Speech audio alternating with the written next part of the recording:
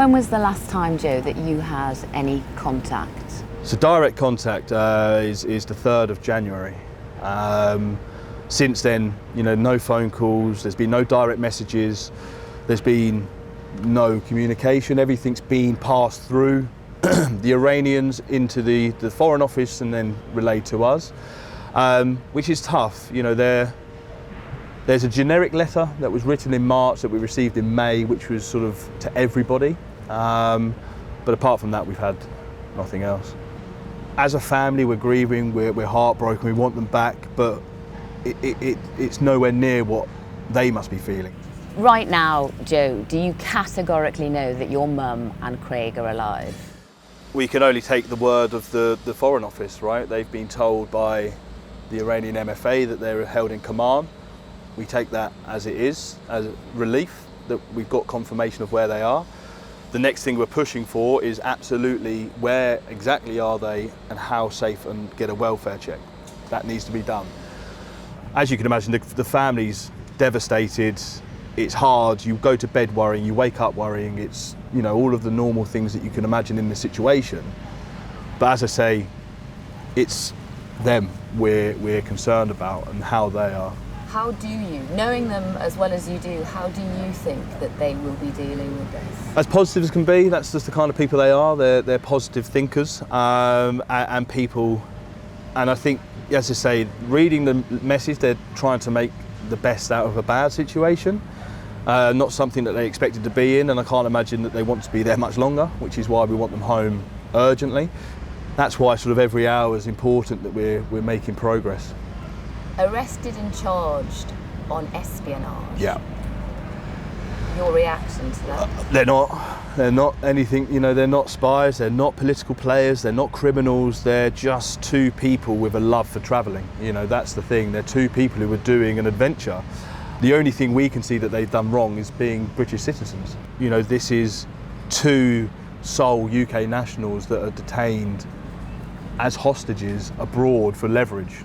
That's what we're looking at, right? That's how you see it. I don't see it as any other way. They're not spies, they're not political players, they're not criminals. They are just two UK nationals, and I don't see how it folds any other way. History suggests that they've done this before. This isn't the first time this has happened, so it's on the UK government to make sure that we're doing everything we can to get them back.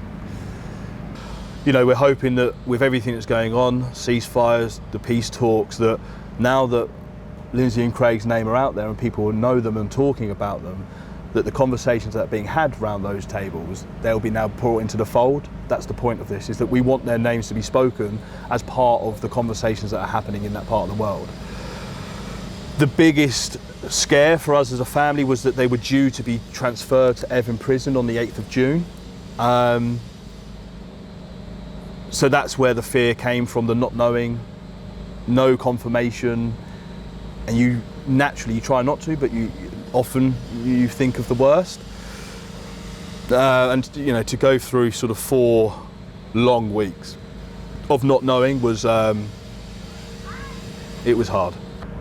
But those thoughts naturally come into one's mind, and you've got to switch that and be positive, because there's no point thinking like that.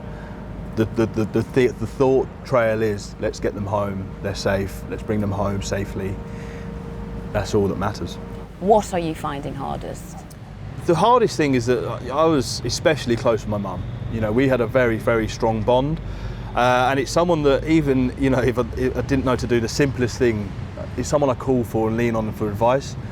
And to have that taken away and not have that option sounds selfish, but it's hard to deal with, because as much as I need her voice, she probably needs mine and their families as well. They haven't heard our voices, which, again, I can't imagine what that must feel like. They've got people that are desperately worried for them, and we haven't been able to talk to them, communicate, do anything, just to have a bit of reassurance, just to say, we're here, we're fighting, we're going to get you home.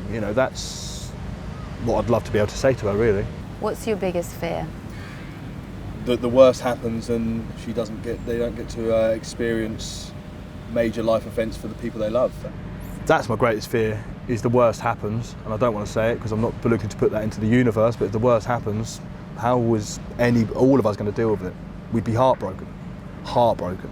So we don't think that, you know, we think they're going to come home, we're going to give them a hug, everything's going to be fine.